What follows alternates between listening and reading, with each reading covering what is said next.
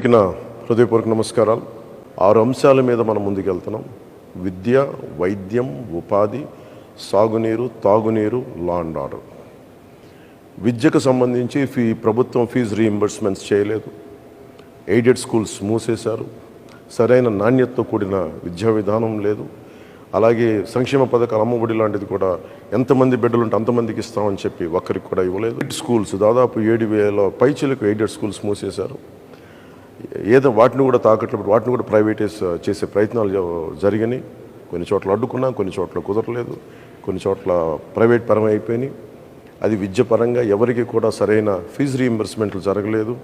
NTR health యూనివర్సిటీని పేర్లు మార్చేశారు. ఆంధ్ర యూనివర్సిటీని వైసీపీ కార్యాలయంగా చేశారు. భవిష్యత్తులో నాణ్యమైన విద్య, విశ్వవిద్యాలయాల దాని తాలూకు సమగ్రత కాపాడుకునేలాగా ఉంటుందో. అలాగే మనకి వైద్యానికి సంబంధించి మనం ప్రతి కుటుంబానికి 25 లక్షల రూపాయలు మనం హెల్త్ ఇన్సూరెన్స్ ఇస్తూ ఉన్నాం కూటమి ప్రభుత్వం తరపు నుంచి. అలాగే primary health care, secondary health care, tertiary health care అన్ని గవర్నమెంట్ హాస్పిటల్స్ని చాలా బలోపేతం చేస్తాం. డిఎస్సిని రిలీజ్ చేస్తాం, డిఎస్సి రిలీజ్ చేస్తాం. 18,000 పైచిలకు పోస్టులను భర్తీ చేస్తాం.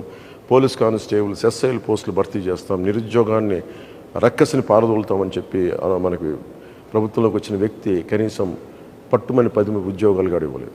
జాబ్ క్యాలెండర్ రిలీజ్ చేయలేని ప్రభుత్వం. ఇది మారాలి అంటే ఖచ్చితంగా మన కూటమి ప్రభుత్వం రావాలి. వచ్చిన వెంటనే ముందుగానే మన మెగా డిఎస్సిని మనం దాని మీదే ఉంటుంది, ముందుకు తీసుకెళ్తాం రాగానే. అలాగే సిపిఎస్, కాంట్రిబ్యూటరీ పెన్షన్ స్కీమ్కి సంబంధించి మాట ఇచ్చి మరి వెనక్కి వెళ్ళిపోయాడు. వారం రోజుల్లో సంతకం పెడతానని చెప్పిన వ్యక్తి ఈ రోజున దాన్ని వదిలేశాడు. మద్యం షాపుల దగ్గర పనిచేసే విధంగా ఈ ప్రభుత్వం గురువులను అవమానం చేసింది, టీచర్స్ని అవమానం చేసింది, ఉద్యోగులకి సిపిఎస్ ఇవ్వలేదు. వీటన్నిటిని దృష్టిలో పెట్టుకొని నేను గురువులకి గౌరవం ఇచ్చేలాగా, వారికి వేతనం సకాలంలో అందేలాగా, నేను ఉమ్మడి ఆంధ్రప్రదేశ్ మాజీ ప్రభుత్వ ఉద్యోగ కొడుగ్గా నాకు కష్ట నష్టాలు తెలుసు. ఈ రోజుకి మా అమ్మకి మా నాన్నగారి పెన్షన్ అందుతూ ఉంటుంది. దానికి తాలూకు కష్టం తెలుసు నాకు. అలాంటిది కాంట్రిబ్యూటరీ పెన్షన్ స్కీమ్ పదవి విరమణ చేసిన ఉద్యోగులందరికీ కూడా సంవత్సరం లోపు నేను మీకు మాటిస్తున్నాను. ముద్ద పెట్టే రైతులందరికీ నేను మీకు మనస్ఫూర్తిగా మాటిస్తున్నా. మీ క్షేమం కోసం, మీ సంక్షేమం కోసం కూటమి ప్రభుత్వం అండగా ఉంటుంది.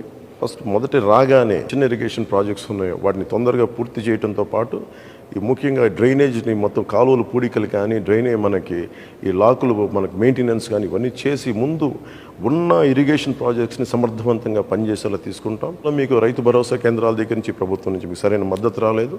అవి బాధ్యతగా తీసుకొని అది మీ సంక్షేమం మా మొదటి బాధ్యత. దానికోసం మేము వెన్నంటే ఉంటాం. ప్రధానమంత్రి జల్ జీవన్ మిషన్కి నిధులు వచ్చినా కానీ ఈ ప్రభుత్వం దాన్ని ముందుకు తీసుకెళ్ళలేదు. మేము మీకు మాటిస్తున్నాం, అహిర్నిశలో మేమందరం బాధ్యత మరి తీసుకొని కనీస రక్షిత మంచినీరు ప్రతి ఇంటింటికి అందేలాగా మేమందరం బాధ్యత తీసుకుంటాం. కూటమి పెట్టుకుంది ముఖ్యంగా 3 సిలిండర్లు మహిళలకి ఉచితంగా ఇవ్వాలని, బస్సు ప్రయాణం ఉచితంగా ఉండాలని, ఇలాంటి సంక్షేమ పథకాలతో ముందుకు వస్తున్నాం. ముఖ్యంగా నిరుద్యోగులకి ప్రతి నెల మనకి నిరుద్యోగ భృతి, వీటన్ని ముందుకు తీసుకెళ్తున్నాం. ప్రతి దివ్యాంగులకి 6,000 రూపాయలు నెలకి ఇంటికి వచ్చి అందజేసేలాగా. అలాగే ఎక్కడైతే సంపూర్ణంగా దివ్యాంగులు మొత్తం శరీరం అంతా చచ్చుబడిపోయిందో వారికి నెలకి 15,000 రూపాయలు అందజేసేలాగా. అలాగే తలసీమియా లాంటి వ్యాధిగ్రస్తులకి నెలకి 10,000 రూపాయలు వచ్చి అందజేసేలాగా ఈ బాధ్యత కూటమి ప్రభుత్వం తీసుకుంటుంది. మనకి సంపూర్ణ మద్యపాన నిషేధం అది చేయడం చాలా కష్టసాధ్యం. కానీ అంచెలంచెలుగా ఆడపడుచులు, మహిళలు కోరుకున్న చోట, ఒక గ్రామం కోరుకున్న చోట, ఒక ప్రాంతం కోరుకున్న చోట అక్కడ మద్యం షాపులు కానీ లేదంటే యారక్ షాప్స్ కానీ అవి లేకుండా చూసుకునే బాధ్యత మెజారిటీ శాతం ప్రజలు కోరుకుంటే అక్కడ మద్యాన్ని సంపూర్ణంగా నిషేధించే బాధ్యత కూటమి ప్రభుత్వం తీసుకుంటుంది. ముఖ్యంగా లా అండ్ ఆర్డర్. ఈ లా అండ్ ఆర్డర్ సమస్యను అంటే మేము బేసిక్గా జనసేన, టీడీపీ మేమందరం నమ్మేది భారతీయ జనతా పార్టీ వ్యవస్థల్ని బలోపేతం చేయడం, వ్యవస్థలను బలహీనపరచడం కాదు. కూర్చోబెట్టుకు సినిమా టికెట్లకి మొత్తం మండల రెవెన్యూ ఆఫీసుల దగ్గర నుంచి చీఫ్ సెక్రటరీ దాకా, మా చీఫ్ సెక్రటరీ టు చిన్నపాటి ఎంఆర్ఓల దాకా పనిచేస్తూ ఉన్నారు. అదే రైతుకి కష్టం వస్తే ఒక్కళ్ళు కూడా స్పందించే పరిస్థితులు లేదు. వ్యవస్థల్ని బలోపేతం చేస్తాం. పోలీస్ వ్యవస్థని కానీ, రెవెన్యూ వ్యవస్థని కానీ అన్ని వ్యవస్థల్ని బలోపేతం చేసి వారికి సాధికారతని వారికి ఇచ్చే దిశగా మేమందరం బలమైన నిర్ణయం తీసుకున్నాం. అది మనకి ప్రజాస్వామ్యాన్ని పరిరక్షిస్తాం. లా అండ్ బలంగా ఉన్న చోట పెట్టుబడులు వస్తాయి, పరిశ్రమలు వస్తాయి, పరిశ్రమలు వచ్చిన చోట ఉపాధి అవకాశాలు ఉంటాయి. వీటన్నిటిని దృష్టిలో పెట్టుకొని మీ అందరికీ పేరున ప్రతి ఒక్కరికి 2 చేతులెత్తి అభ్యర్థిస్తున్నాను, ఆర్థిస్తున్నాను.